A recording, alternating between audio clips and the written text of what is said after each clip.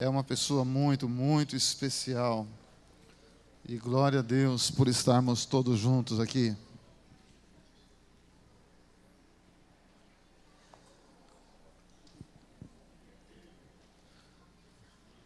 Eu creio que você já percebeu que o nosso som hoje está um pouco diferente. É que nós estamos melhorando, né? Todo o pessoal do instrumental, eles estão com o headphone no ouvido. Não temos mais o retorno para eles. Então, estamos numa fase de adequar todo o nosso som também, né? Glória a Deus por isso. Quem pôde estar ontem conosco no nosso encontro de oficiais aqui? Glória a Deus. Para mim, eu sou suspeito para falar, mas foi um tempo muito precioso estarmos juntos. Quero agradecer a todos vocês, né, que trabalharam para que tudo que aconteceu ontem, Ministério Infantil, Claudinho, o pessoal todo, glória a Deus, foi bênção. Olha, além de tudo que nós tivemos aqui, foi uma noitada de pizza que foi bênção pura. Glória a Deus por isto, né? Amém. Abra sua Bíblia comigo no livro de Mateus, no capítulo 16. Mateus 16. Pai, no nome de Jesus é que nós oramos ao Senhor agora. Pai, a Ti a honra, a glória, o louvor, tudo pertence ao Senhor. Ó Deus, nós estamos aqui nessa manhã porque nós Te amamos e nós queremos de alguma maneira agradar o Teu coração. Pai, recebe tudo o que está acontecendo aqui como algo nosso para o Senhor. Se é que nós temos alguma coisa para entregar ao Senhor, nós queremos entregar o nosso louvor, a nossa gratidão, a nossa confiança, o nosso amor, a nossa fidelidade. Então recebe, Pai, no nome de Jesus. Pai querido, nesse instante eu coloco a vida do Mário na Tua presença e peço que o Senhor cuide dele. Pai, peço que o Senhor também possa usar todos os médicos e tudo que nós temos aqui na terra, recursos humanos, para descobrir o que está acontecendo, Senhor. Mas põe a poderosa mão do Senhor sobre ele. Pai, eu também clamo ao Senhor pela nossa nação, pelo nosso país, o nosso Brasil. Pai, tudo o que está acontecendo, nós entendemos que o Senhor está no controle de todas as coisas. Pai, mas nós continuamos clamando ao Senhor para termos dirigentes, governantes honestos e sinceros, Senhor. Pai, no nome do Senhor Jesus, usa tudo que é bom e que trará o bem para a nossa nação. Usa as pessoas de bem, usa, Senhor, a instituição, principalmente, ó Deus, esse trabalho que está colocando à tona, ó Pai, todo o suborno, todo o assassinato, todo o roubo, tudo que está de errado, Pai. Pai, em nome de Jesus, limpa a nossa nação. Tira toda a sujeira, Senhor, e levanta novos governantes. Pai, em nome do Senhor Jesus, tudo que é ruim, nós estamos rejeitando e pedindo ao Senhor um novo tempo para a nossa nação. Nada sairá do controle das mãos do Senhor. Pai, enquanto isto, nós, como igreja, como povo do Senhor, nós sabemos, temos convicção, certeza no coração, nós estamos debaixo das asas do Senhor. Nós estamos seguros na poderosa mão do Senhor. Muito obrigado por isso. E agora, Pai querido, que a Tua palavra possa ser uma porção, um alimento, algo poderoso na nossa vida nessa manhã. Espírito Santo, Espírito da palavra, traz revelação e fala conosco, no nome de Jesus. Se você concorda comigo, diga amém, querido. Mateus capítulo 16, versículo 13 até o versículo 20. Mateus 16, do 13 ao 20. A tradução da minha Bíblia, ela diz assim: indo Jesus para as bandas... Já acharam ou não? Eu já falei, já comecei a ler. Então vamos lá, deixa eu não brincar. Todo mundo achou? Amém? Versículo 13, vou começar de novo.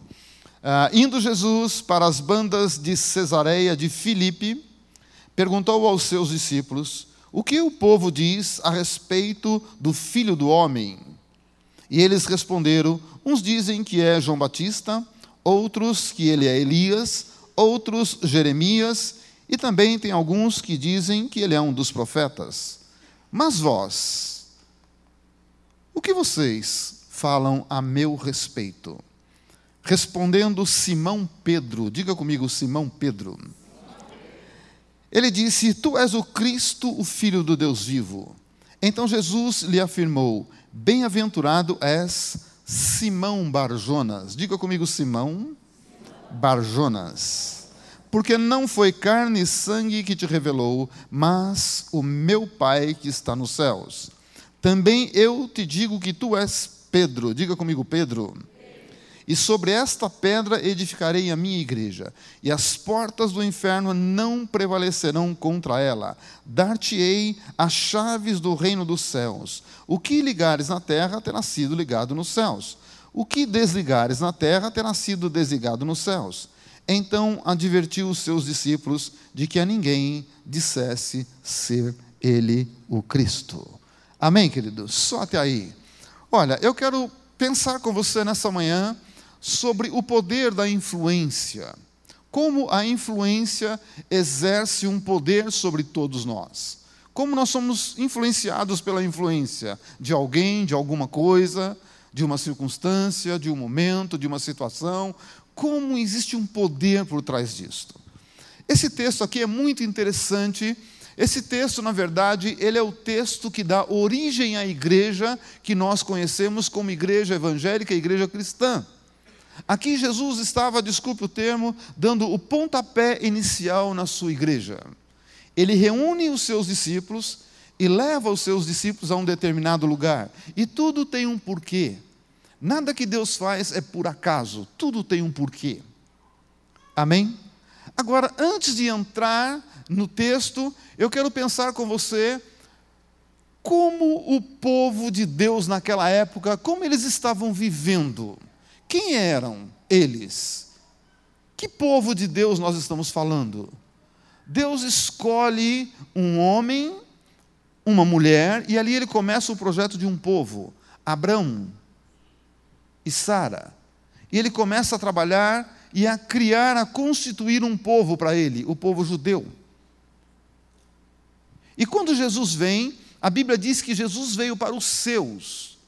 O que é isso? Na época que Jesus veio para o povo judeu.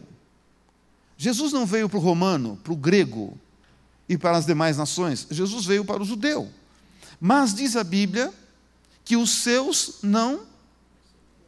E aí a graça nos alcançou. Agora, qual era o contexto de vida do povo chamado povo de Deus? Como eles estavam vivendo?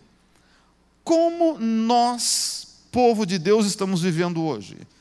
Principalmente no Brasil, mas em qualquer lugar do mundo, querido. Nós estamos voltando dos Estados Unidos, da América, nós ficamos 2 semanas lá. Aniversário da igreja e muitas coisas, nós precisamos tomar decisões ali na nossa igreja. Primeiro país do mundo, o país mais rico do mundo. Você acha que a coisa lá está fácil? Tem muita gente indo embora para lá, até da nossa igreja. Existem pessoas que já estão lá, outros que irão. Mas você acha que lá está fácil? Não. Não. Você acha que na Europa está fácil? Não. Não. Querido, nós não sabemos o que está acontecendo no mundo, mas eu quero pensar como vivia o povo naquela época, principalmente o povo de Deus. Sabe qual era o contexto deles? Diga comigo, caos. Sabe qual é o primeiro deus da mitologia grega? Eu não quero falar de mitologia nem de grego com você, porque o grego para mim só foi para tirar nota, para passar na prova. Se você perguntar o que eu entendo de grego, eu vou dizer para você, como eu entendo de submarino, eu entendo de grego. Eu nunca entrei no submarino, então não entendo nada. Querido, Caos foi o primeiro deus da mitologia grega.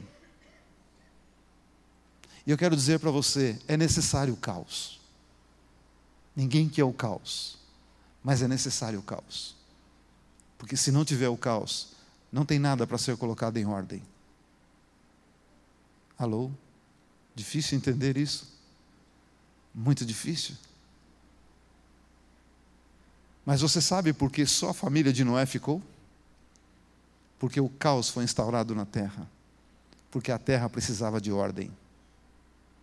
Você sabe por que um povo pereceu 40 anos no deserto, uma geração ficou ali? Porque o povo de Deus precisava de ordem. E você sabe por que muitas coisas acontecem na terra hoje e principalmente afeta o povo de Deus? Porque nós precisamos de ordem. E sabe como nós nos ordenamos, nos colocamos em ordem? Só depois de fazer muita coisa errada. É que reconhecemos os erros e abrimos a porta para Deus colocar em ordem. Infelizmente, é só assim que nós aprendemos. Povo é povo em todo lugar, em todo tempo, em toda época. Alô? Mas vamos continuar. O povo de Deus, eles viviam num tempo onde os judeus, eles eram pressionados pelo Império Romano. O império que dominava pela força eram os romanos. Eles tinham o exército mais poderoso da terra. Eles invadiam países, invadiam povoados, e eles implantavam o sistema deles ali, querendo o povo ou não. Não tinha escolha, entrou e domina pela força. Acabou o direito de vocês. Vocês farão o que nós mandarmos daqui para frente. Acabou. Quando eles invadem a terra do povo de Deus, foi assim. Agora a lei que governa aqui é a nossa lei. É a lei do Império Romano. Acabou. E é interessante, no planeta onde nós vivemos, a nação onde nós vivemos, você concorda com muitas leis que nós temos aqui? Alô? Bom dia, você concorda? Mas é assim, acabou. Você não tem muito o que escolher. O império da força impõe. Muitas coisas que você sofre são injustiças. E alguma delas você pode levantar a cabeça e gritar? É assim, acabou.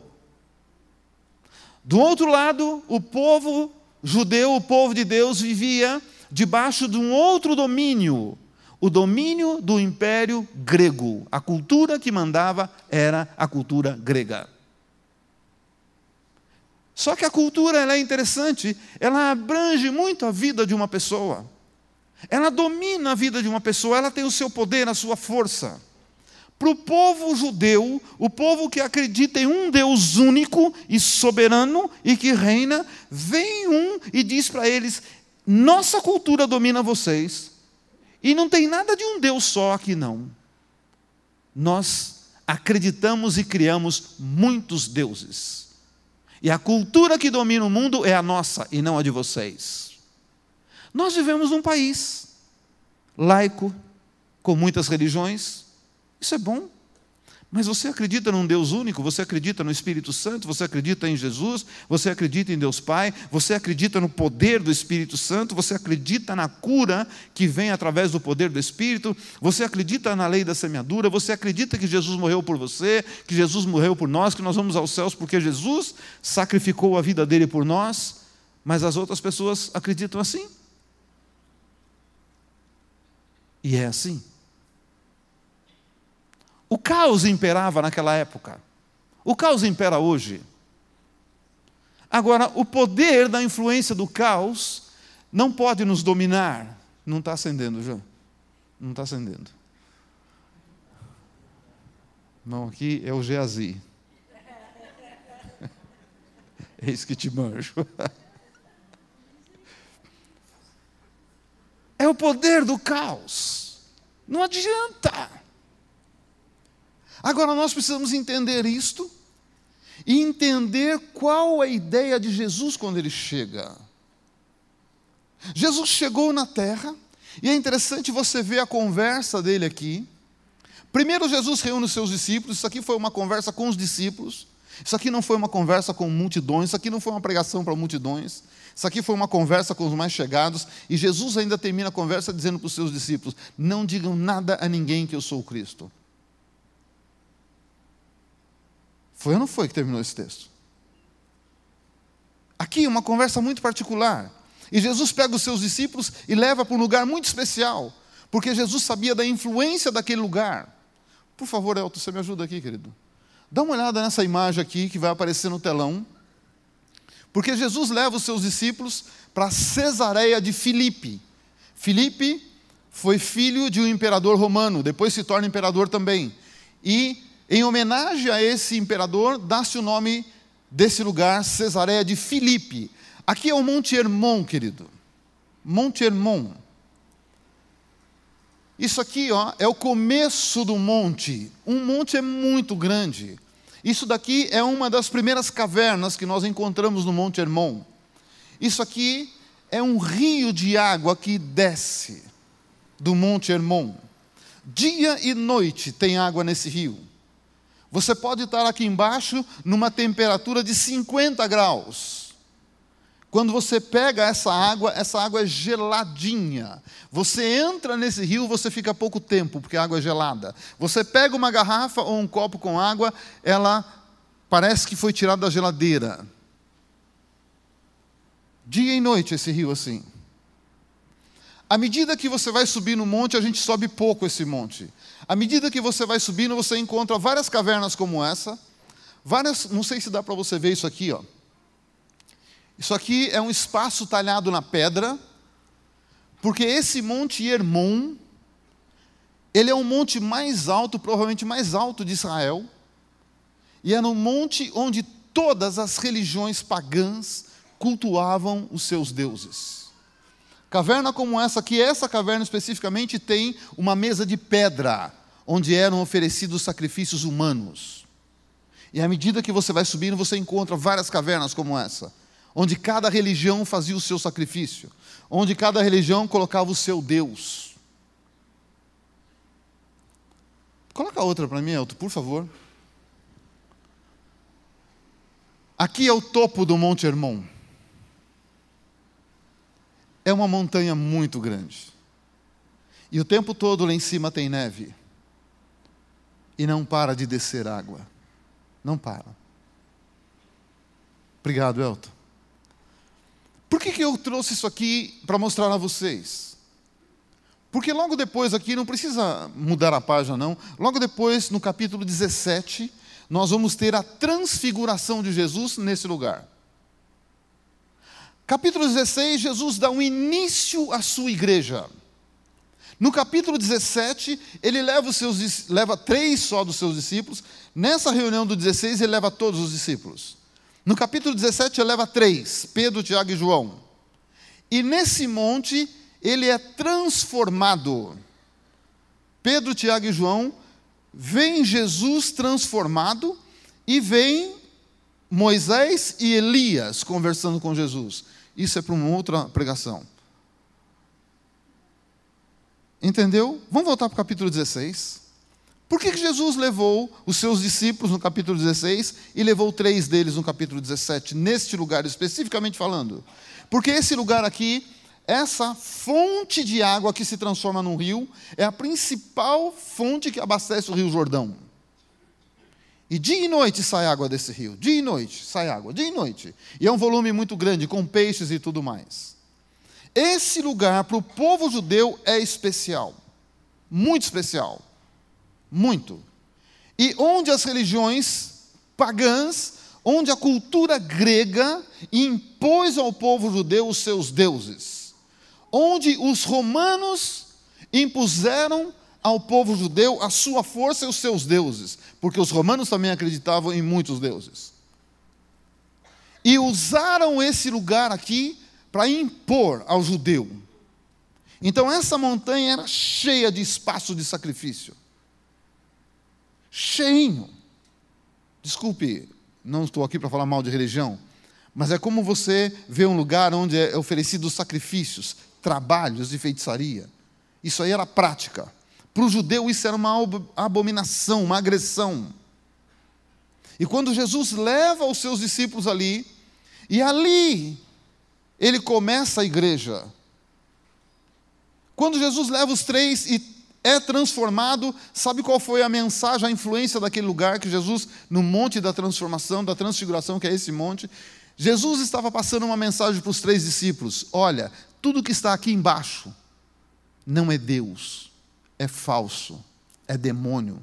Agora chegou para vocês o Deus verdadeiro. Foi essa a mensagem de Jesus para Pedro, Tiago e João, para os mais próximos. No capítulo 16, a mensagem para todos os seus discípulos foi um pouquinho mais ampla. É interessante a conversa que Jesus tem aqui nesse lugar. Amém, querido? Tudo bem aí? Deu para entender o lugar? Deu? Deu para entender o contexto, a influência daquele lugar? Por que Jesus leva os seus discípulos ali? Quando Jesus leva os seus discípulos ali, Jesus está dizendo a eles algo tremendo. Quando Jesus pergunta a eles, o que diz o povo a respeito do Filho do Homem? Você observou isso? Jesus não pergunta para eles, para os discípulos, a respeito dele. Dá uma olhada aqui, querido irmão. Cadê? Onde está que está? Me ajuda aí. Eu estou no lugar errado. Versículo 13. Quando Jesus leva eles a esse lugar, onde era o início da igreja, a pergunta de Jesus é, o que diz eles a respeito do Filho do Homem? E quando Jesus fala com os discípulos, dá uma olhada aqui, quando ele diz, e vocês, versículo 15 agora, no 13 Jesus pergunta a respeito do Filho do Homem, e no 15 Jesus pergunta aos seus discípulos, e vocês, o que dizem que eu sou? Por que lá, quando ele falou para o povo, o que as pessoas dizem que o Filho do Homem é? E por que quando ele pergunta para os seus discípulos, ele diz, o que vocês pensam de mim? Qual a diferença? Para nós, Filho do Homem, quase que não tem um sentido. Para o povo judeu tem um sentido. Os discípulos entenderam claramente quando Jesus fez essa pergunta. O que as pessoas dizem a respeito do Filho do Homem? Porque nessa expressão Filho do Homem, estão embutidas duas coisas importantes. Primeira delas, Filho do Homem, significa aquele que tem compromisso com a raça humana. Aquilo que tem cumplicidade com a raça humana, porque ele é humano, ele é Filho do Homem. Então ele está compromissado com a humanidade, porque ele também é humano. Se ele não tiver compromisso com a humanidade, ele não tem com ele. Ele é humano, ele tem compromisso. Então eles entenderam claramente, opa, ele está perguntando a respeito dele, que tem compromisso com a humanidade, Não tem compromisso com uma porção de um povo, com uma porção de lei, com um partido. Não, ele não toma partido, ele tem compromisso com a humanidade. Ele não veio para o pobre, ele não veio para o rico, ele não veio para o branco, ele não veio para o negro, ele não veio para o amarelo, ele veio para a humanidade. Não é o pobre que precisa de Jesus, não é o rico que precisa de Jesus, que nem diz o mineiro, não é o remediado que precisa de Jesus, toda a humanidade precisa de Jesus, todos nós. Segunda coisa que está embutido nesta mensagem, Filho do Homem, e os discípulos entenderam claramente, Filho do Homem significa aquele que chegou com algo novo, ele é filho. E quando chega uma criança numa casa, há uma expectativa, não há? Vai começar um tempo novo. Vai começar. Então, essa palavra Filho do Homem significa algo novo, alguém que tem um projeto novo, alguém que tem uma nova ordem para nós, alguém que tem um novo estilo para nós, alguém que vai trazer algo novo. Então, essa é na pergunta de Jesus para eles, o que as pessoas falam a respeito do Filho do Homem? Será que elas estão entendendo que eu sou aquele que tem compromisso com toda a humanidade? Será que a humanidade está entendendo que eu sou aquele que tem um projeto novo? Porque isso fica muito claro na resposta dos discípulos. As pessoas estão dizendo que o Senhor é Jeremias. Alguns dizem que o Senhor é Isaías. Alguns dizem que o Senhor é João Batista. Sabe o que significa essa resposta? Sabe o que é Jeremias? Sabe o que é Elias? É passado. Eram profetas que não estavam mais ali, que passaram, influenciaram a terra, mas não estavam mais ali. Então os discípulos falam, as pessoas estão dizendo que o Senhor é mais um profeta, que passou por aqui, né, veio de um passado, contou uma história e verdadeira e tal, mas o Senhor é só mais um. Outros dizem que o Senhor é um profeta atual, João Batista. João Batista estava ali naquela época. Diz que o Senhor é um profeta atual. Um profeta de hoje. E Jesus diz a eles, eu não sou Jeremias, eu não sou Isaías, eu não sou João Batista, eu não tenho só o passado, eu não tenho só o presente, eu tenho um projeto novo para vocês. Eu trago algo novo para vocês. O que vocês precisam entender é isto.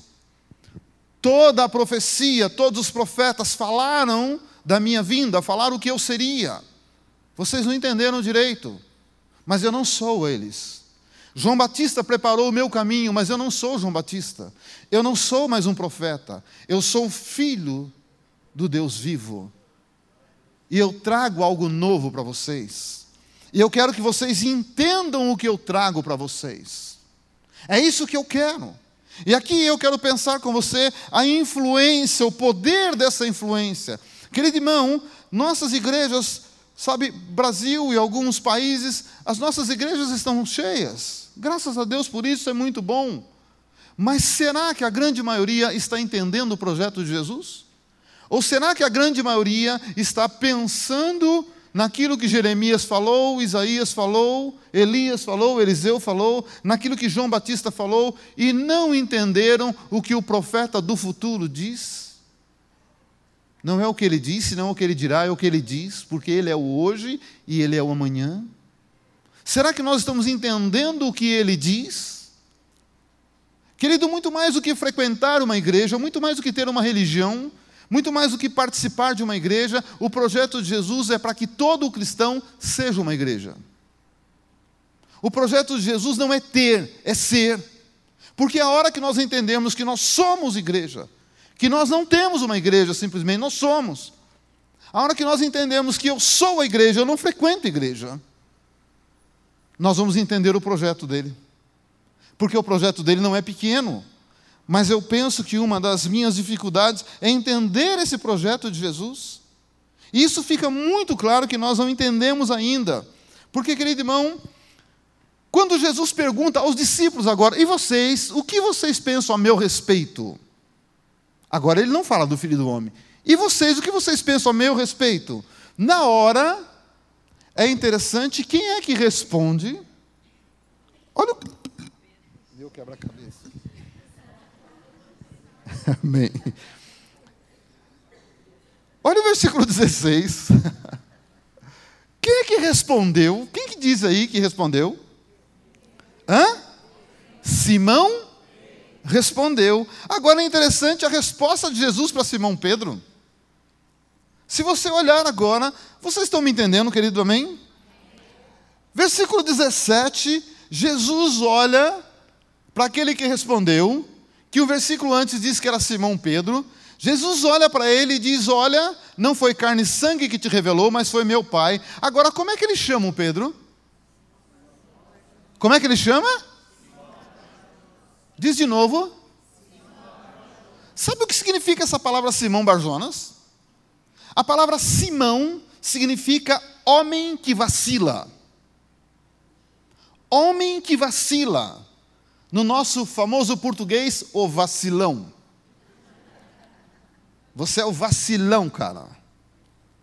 Se Jesus falasse português, Jesus ia dizer o vacilão, filho de Jona. Seria a resposta, seria isso que Jesus falava para ele, não é Jonas. O original no aramaico, no hebraico, é Jona. E na tradução para o português ele veio como Jonas. Para nós soa melhor Jonas. Mas o hebraico Jona é um nome masculino. E ali Jesus falou para ele, o vacilão, e dá o sobrenome dele, você é filho de tal pessoa. Não foi carne e sangue que te revelou, mas foi meu Pai. Mas agora Jesus expõe o projeto. Porque é interessante, depois que Jesus diz isso para ele, e põe ele no lugar dele, olha, você é tal pessoa. Até agora, você é um vacilão, filho de um pai terreno. Foi isso que Jesus falou para ele. E ele entendeu claramente. Nós não entendemos isto. Mas ele entendeu. Jesus o coloca no seu lugar. Você é um homem que vacila. Porque até agora, você só tem um pai terreno. Então, por isso, você vacila. Mas se você entender o meu projeto, que eu não sou o passado, eu não sou o presente, eu olho para o futuro, vai mudar a sua situação. Sabe por quê? Agora, no versículo 18, Jesus muda o nome dele. Jesus não chama ele de Simão. E Jesus não diz que ele é Simão Pedro. Jesus diz o quê? Pedro. Tu és Pedro. Olha como Jesus está mudando o contexto desse homem. Sabe por quê? O que significa Pedro? Pedro significa pequena rocha. A palavra Pedro é pequena rocha. Então o que Jesus está dizendo a ele é o seguinte: olha, você antes era Simão, um homem que vacila, um vacilão. Agora você é uma pequena rocha. Sabe por que eu faço de você uma pequena rocha? Porque sobre esta rocha que é Jesus, Ele falando, essa rocha que sou eu edifico a minha igreja. E para você, pequena rocha, eu te dou a chave do reino. O que você abrir aqui, eu abro no céu. O que você fechar aqui, eu fecho no céu. O que você concordar aqui, eu concordo no céu. O que você discordar aqui, eu também discordo nos céus. Mas você precisa entender quem é você. Você precisa começar a mudar a sua característica. Porque, querido irmão, se nós queremos, olha o que Jesus deu nas mãos de um ser humano que era um vacilão. Mas Jesus falou, eu quero mudar isso, eu quero transformar. É por isso que logo no capítulo 17, você vê Jesus levando Pedro com ele no Monte da Transfiguração. Jesus, no capítulo 17, na Transfiguração, Jesus está dizendo para Pedro, Pedro, eu não sei o tempo do capítulo 16 e 17, tá? Vou usar uma figura de linguagem aqui, tá? Incerta. Pedro, ontem eu disse que eu te dou a chave. Hoje eu estou mostrando que eu posso transformar uma pessoa. Ontem eu te dei um nome. E agora eu estou mostrando para você a minha capacidade de transformação. Assim como eu tenho capacidade para transformar o meu corpo, eu tenho capacidade para transformar você. Você entendeu a relação do capítulo 16 e 17? Então, querido irmão, o que eu penso com relação a nós, igreja, primeira coisa, nós precisamos entender que nós não devemos somente frequentar uma igreja, ser participante de uma igreja, mas ser igreja. E não ter uma igreja, mas ser igreja. Porque se eu entendo que eu sou igreja, oh Jesus, Senhor, para esse relógio. Está tudo bem, querido? Amém? Estou me fazendo entender? Porque a hora que eu entendo o projeto de Jesus de ser, e não simplesmente de ter, eu vou começar a entender o projeto da chave. Quando Jesus disse para Pedro, eu te dou a chave do reino. Eu te dou a chave para você abrir e fechar a porta. Nós queremos abrir e fechar a porta. Mas às vezes nós precisamos abrir uma porta e não temos a chave daquela porta. Pensamos que temos, mas não temos. Porque esse texto é muito usado, mas sem entendimento. Eu estou com a chave do meu carro aqui, uma EcoSport ali, preta. Se você quiser, eu te dou o carnê também. Se eu te der essa chave aqui, essa chave de um carro, e falar para você, vai lá e abre a porta do berçário porque ela está fechada. Você abre com essa chave? Por que você não abre com essa chave?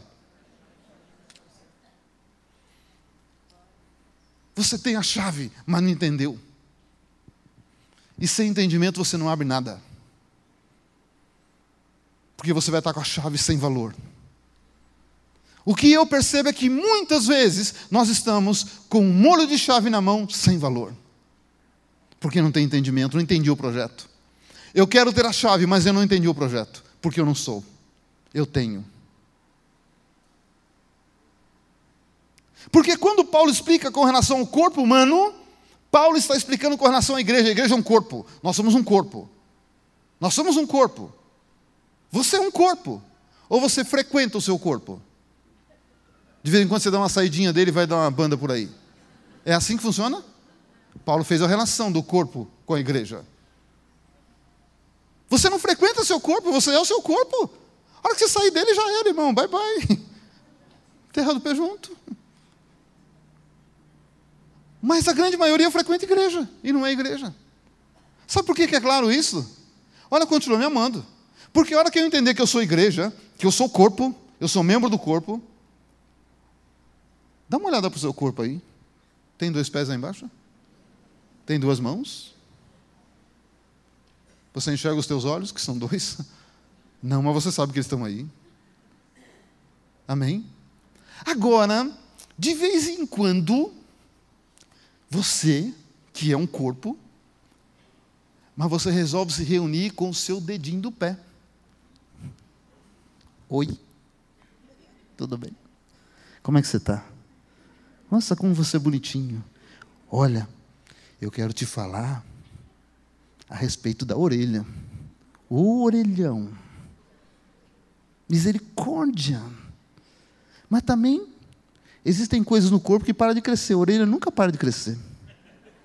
2 coisas, orelha e nariz. Nunca para de crescer. Vamos cortar eles? Você faz isso com outro membro do seu corpo? Alô, bom dia. Você é ou você frequenta? Deu para entender ou quer que eu desenho? Eu desenho se for preciso. Chega de frequentar, vamos ser. Chega, vamos crescer. Que chave do reino o quê? Você não tem nada se você não entender. Você não tem nada se você não for. Hoje é dia de ceia. É tempo de crescer. O tempo está esgotando, irmão. Não se iluda. Não se iluda. O mundo está vivendo um ponto de interrogação enorme. Esse é o mundo de hoje. Você acha que algum lugar desse mundo tem estabilidade? Iludido. Você não sabe de nada, inocente.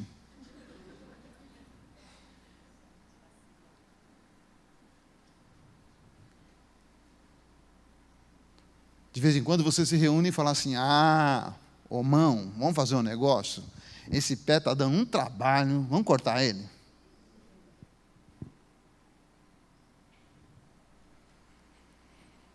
Querido, se você olhar antes do capítulo 16 de Mateus, você vai ver Jesus com os seus discípulos, você verá os milagres de Jesus, você verá os ensinos de Jesus com os seus discípulos, você vai ver o tempo que Jesus usou para o crescimento, para o entendimento desses homens, até eles entenderem que eles precisavam ser. E não somente frequentar, estar ao lado dele, mas ser. Porque a hora que eles entendessem o projeto ser, a chave se tornaria poderosa na mão dele, na mão de um Pedro. Querido, não se iluda, esse mundo te oprime, nos oprime, esse mundo é um caos. É um caos, era isso que eles estavam vivendo. Por isso que Jesus se aproxima de um Pedro e começa a caminhar com Pedro, e Jesus vai até o trabalho de Pedro. E Jesus foi lá ver como é que Pedro trabalhava. Muitas vezes você pensa que Jesus não vai no seu trabalho, ele vai. Ele vai todos os dias no seu trabalho. E Jesus foi no trabalho de Pedro. E Jesus diz para Pedro: olha, agora pega e lança as suas redes ali. Pedro olha para ele e fala: Senhor, desse trabalho eu entendo, eu trabalhei a noite inteira, eu tenho uma equipe de trabalho. Pedro não era um pescador simples, ele era reconhecido. Pedro tinha, na verdade, uma empresa de pesca. Pedro disse: Senhor, nós trabalhamos a noite inteira e não pegamos nada, mas segundo a tua palavra eu vou lançar a rede. Pedro começou a entender o projeto de ser. Pedro não estava agora só frequentando onde Jesus estava, a roda de amigos de Jesus. Pedro estava começando a entender o projeto de ser. Sobre a tua palavra eu vou. Já fiz tudo isso que o Senhor falou a noite toda. Eu e a minha equipe não pegamos nada, mas sobre a tua palavra eu vou. Eu vou. Um dia Pedro vai e convida Jesus para bater um papo, conversa, e eles acabam dentro da casa de Pedro. E chega lá, a sogra de Pedro estava enferma. E Jesus vai e cura a sogra de Pedro. Os maldosos, os fariseus, dizem: por isso que ele negou Jesus. Isso é maldade, irmão. Pedro amava a sogra dele. Como você ama a sua sogra. Alô? Amém. Sabe por quê? Porque Jesus viu a necessidade de curar a família de Pedro. Você acha que Jesus não sabe da necessidade de curar a sua vida e a sua família? É lógico. Jesus estava ensinando Pedro a ser. Fica comigo, eu entro na sua casa. Um dia, querido irmão, Jesus olha para Pedro e vê Pedro no meio de uma tempestade, no meio da escuridão, cheio de ondas, de ventos e tal. E Jesus vem e diz para ele: vem comigo. Mas Senhor, eu estou no meio do caos, vem comigo. Senhor, eu não enxergo nada, vem comigo. Senhor, a onda está forte, vem comigo. Aprende a ser um pequeno cristão, vem comigo. Sabe o que nós estamos precisando hoje? Aprender a ser cristão. Vem comigo, disse Jesus. Vem comigo. Não importa o tamanho da onda, a escuridão, não importa nada disso. Jesus diz: vem comigo. Vem comigo. Jesus desafia Pedro a ser um cristão. Vem comigo. E o desafio dele continua até hoje. E nós não estamos entendendo isso. A gente quer ter Jesus do nosso lado. Nós queremos frequentar a igreja. Nós não queremos ser cristãos. Nós não queremos.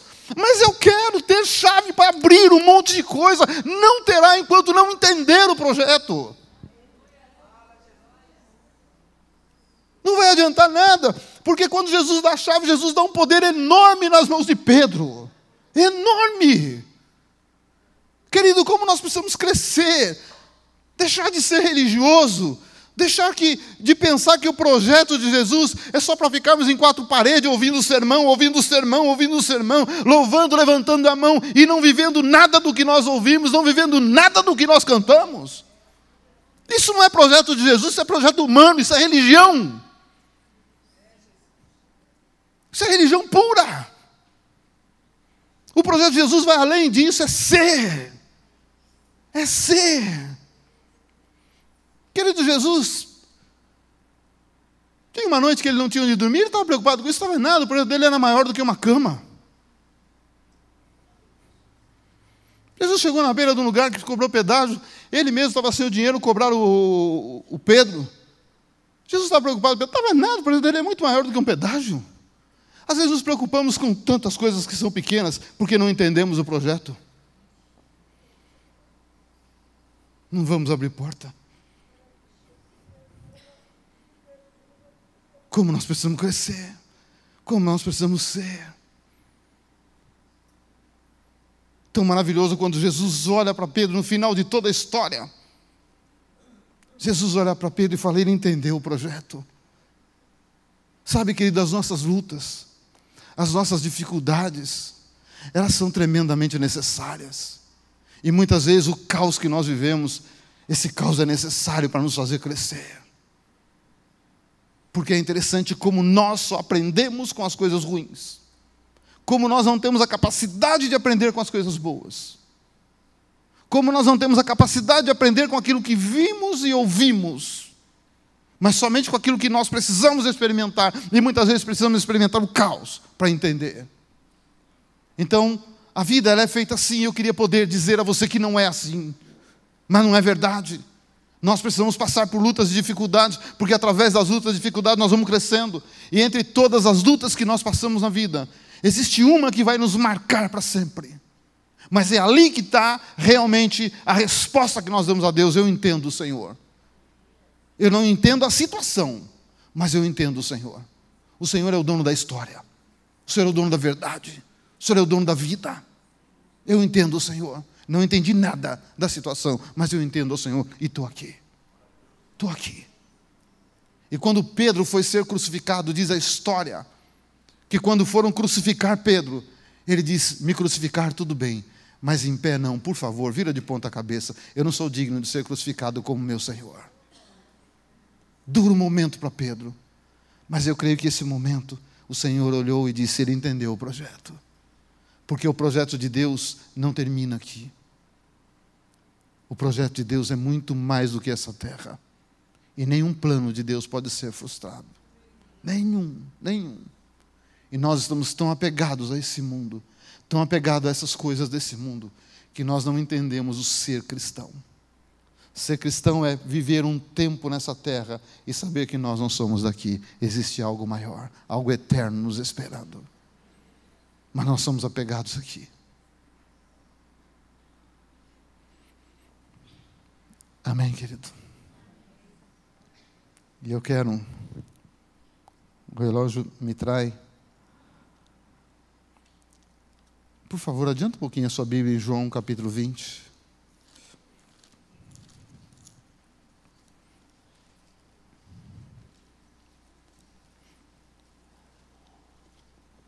E muitas vezes o Senhor vai tocar naquilo que aparentemente dá uma segurança, para te mostrar que você não está seguro em nenhum lugar a não ser nele.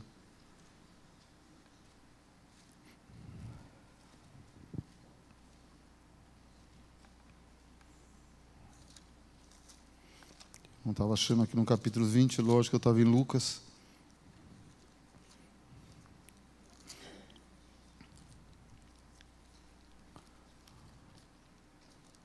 João capítulo 20, versículo 19.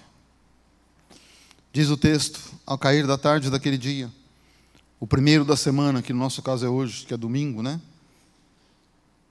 Trancadas as portas da casa onde estavam os discípulos, com medo dos judeus, veio Jesus, pôs-se no meio deles e disse-lhes: paz seja convosco. Diga comigo: paz. Paz. Versículo 20. E dizendo isto, lhe mostrou as mãos e o lado. Alegraram-se, portanto, os discípulos ao verem o Senhor. Disse-lhe, pois, Jesus outra vez: paz seja convosco. Diga comigo: paz. Paz. Assim como o Pai me enviou, eu também vos envio. Diga comigo: eu sou o enviado de Deus. E havendo dito isto, soprou sobre eles e disse: recebei o Espírito Santo. Queridos, assim como Deus enviou Jesus a este mundo no tempo do caos, Jesus veio a esse mundo no tempo do caos. Jesus veio para o povo judeu no tempo do caos. Jesus veio quando eles eram oprimidos pelos romanos e pelos gregos. Jesus está aqui hoje porque você é um pequeno Cristo. Jesus está nessa terra porque essa terra vive o caos. Eu vou dizer para você, sempre a terra viverá um caos até a volta de Jesus. Pode estar bem num lugar, no outro não. De repente parece que tudo está ruim. A terra vive o caos. Mas nós estamos aqui. Diz o apóstolo Paulo, no livro de Colossenses, que nós somos a esperança da glória de Deus nesse mundo. Mas para que isso aconteça, eu preciso ser igreja e não ter, e não frequentar uma igreja, ser de fato. Mas é interessante quando Jesus encontra os seus discípulos. Jesus entra no lugar onde eles estavam. Sabe o que o texto diz? Que todas as portas estavam trancadas, cerradas, fechadas, todas elas. Sabe por quê? Medo. Quando nós reconhecemos o caos, o medo vem. E quando o medo vem, nós fechamos muitas portas na nossa vida. Muitas. Tem muita gente hoje, dentro da igreja, que fechou a porta da esperança, fechou a porta da fé, fechou a porta da convicção, fechou a porta do amor, por tudo que nós estamos vivendo. Fechou a porta da fidelidade, fechou a porta da confiança, por tudo que nós estamos vivendo. Mas eu quero dizer para você, não importa a porta que você fechou, Jesus não precisa de porta. Porque eles trancaram todas as portas e Jesus entrou onde eles estavam.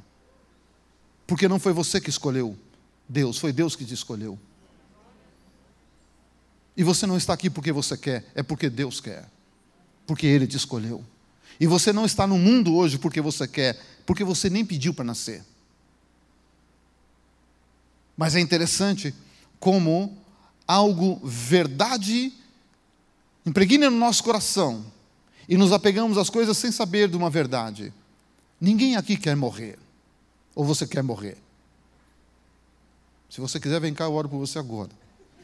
Senhor, leva. Ninguém quer morrer. Sabe por quê? Sabe por que nos apegamos a esse tempo, não a esse mundo? Porque nós somos a esperança da glória de Deus nessa terra. É por isso que nos apegamos. Sabendo ou não, nós somos. Mas eles estavam com medo. Medo faz parte do ser humano. Ah, eu tenho medo, eu sou incrédulo. Não, faz parte do seu ser.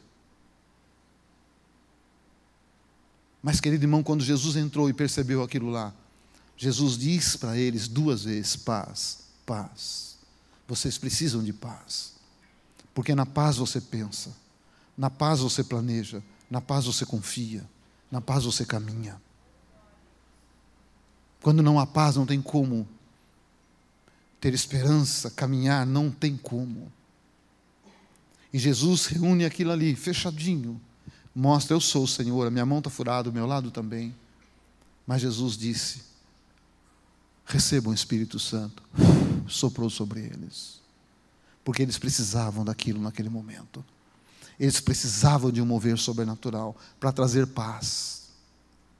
Não pensa que aquele sopro de Jesus resolveu problemas deles. Resolveu todas as situações da vida deles, não. Resolveu eles. Me fiz entender? Gerou paz no coração deles.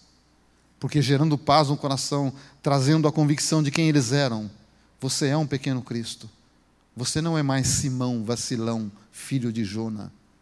Você é uma pequena rocha na fé, porque você é meu filho. Receba do meu hálito, do meu espírito, da minha esperança e da minha fé.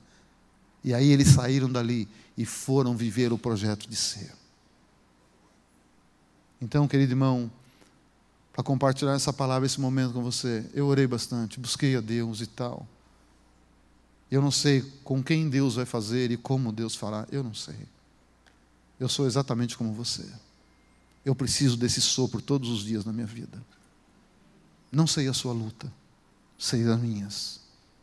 Mas eu sei que se o Senhor soprar em você, gerar paz no seu coração, através da paz de Jesus, muitas respostas virão.